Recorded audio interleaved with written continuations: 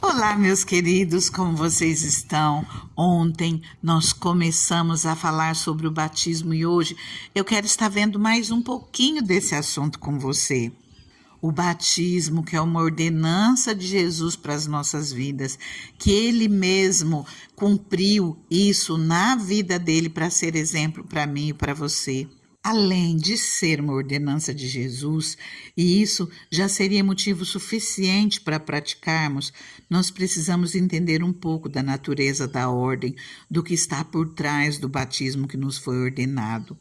O batismo é um selo da fé. Deve ser visto como a justiça que vem pela fé. Nós vimos ontem em Marcos 16, no versículo 15 e 16. Vão pelo mundo todo e preguem o evangelho a todas as pessoas. Quem crer e for batizado será salvo. Quem não crer será condenado. Jesus mandou pregar o evangelho. Jesus mandou batizar aqueles que crescem no Evangelho. Aqui, novamente, reconhecemos a ordenança de Jesus, o que já é resposta suficiente para o porquê de o praticarmos. Jesus também diz que o batismo é para aqueles que creem, portanto, nós o denominamos como o selo da fé. O batismo é o selo da nossa fé. Queridos, nós podemos chamar o batismo como a circuncisão do coração. No Velho Testamento, nós vemos Abraão, chamado pai da fé, e a Bíblia nos diz que a circuncisão que Deus requereu a ele e aos seus descendentes foi uma espécie de selo sobre a fé dele. Em Colossenses 2, eu vou ler do versículo 11 até o 15, mas você pode começar desde o 6 para entender melhor. Aqui diz assim: nele também vocês foram circuncidados, não com uma circuncisão feita por mãos humanas, mas com a circuncisão feita por Cristo, que é o despojar do corpo da carne. Isso aconteceu quando vocês foram sepultados com ele no batismo e com ele foram ressuscitados mediante a fé no poder de Deus, que o ressuscitou dentre os mortos. Quando vocês estavam mortos em pecados e na incircuncisão da sua carne, Deus os vivificou com Cristo. Ele nos perdoou todas as transgressões e cancelou a escrita da dívida que consistia em ordenanças e que nos era contrária. Ele a removeu, pregando-a na cruz. E tendo despojado os poderes e as autoridades, fez deles um espetáculo público, triunfando sobre eles na cruz. Já vamos voltar a falar sobre a circuncisão, mas antes eu quero chamar a sua atenção, porque aqui nos fala sobre sermos sepultados com Jesus através do batismo. Nós costumamos simbolizar isso quando descemos as águas. Quando nós descemos as águas, nós morremos para o pecado.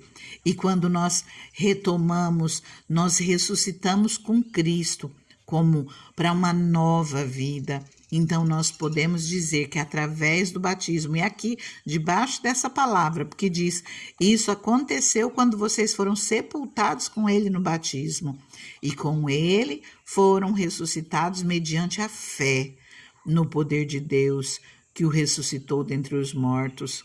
Cristo morreu por nós na cruz. Cristo levou com ele os nossos pecados, como nos diz aqui logo a seguir: quando vocês estavam mortos em pecados e na incircuncisão da sua carne, Deus os vivificou com Cristo. Ele nos perdoou todas as transgressões, cancelou a escrita de dívida que consistia na escrita de dívida que havia contra nós. Cristo levou na cruz os nossos pecados. Cristo nos substituiu naquela cruz. Então nós podemos dizer que morremos com ele, morremos e ressuscitamos com Cristo para uma nova vida. Você já ouviu aquela fala assim de pessoas que dizem que querem ser batizados nas águas correntes para que as águas levem os seus pecados. Isso não existe, queridos, porque quem levou os nossos pecados foi Jesus quando morreu na cruz.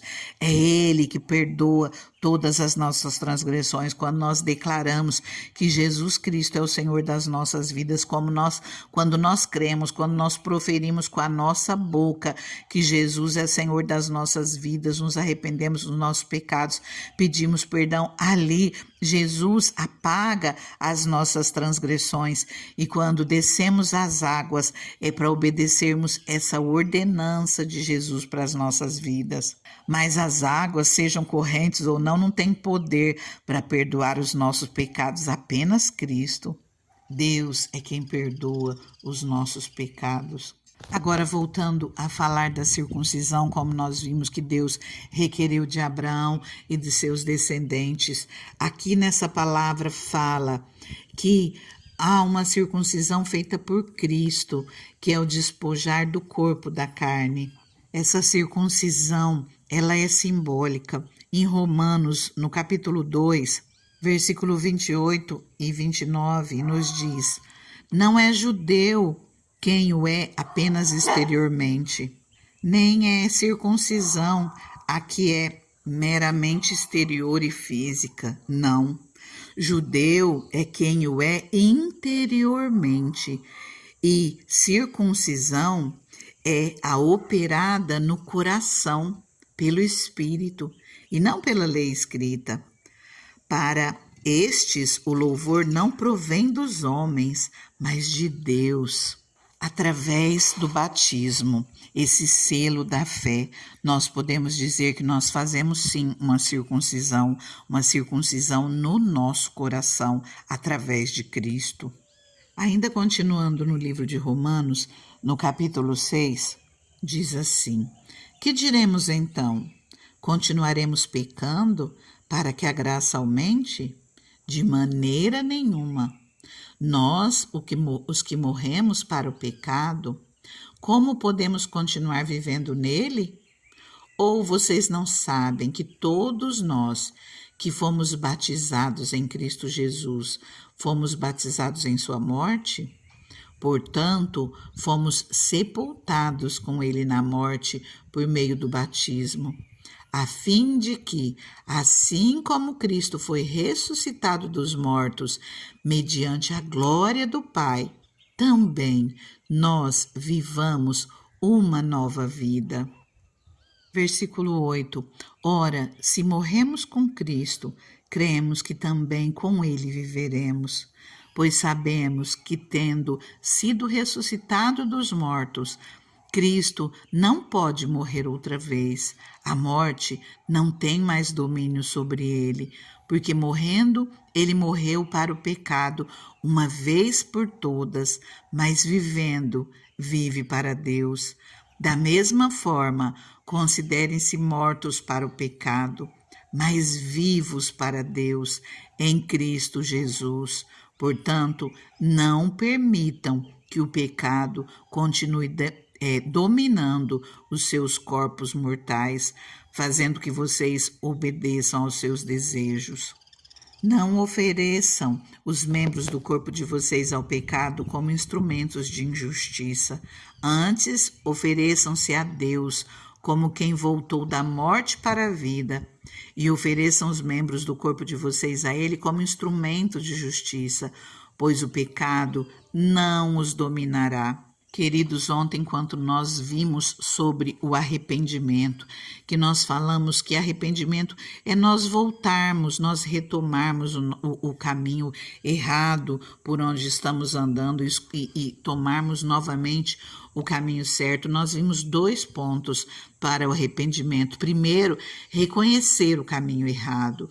E o segundo, abandonar o erro e não cometer novamente. E aqui nessa palavra nós vemos que nós morremos com Cristo para o pecado e nós precisamos estar atentos, vigiarmos e fugirmos de todo o pecado.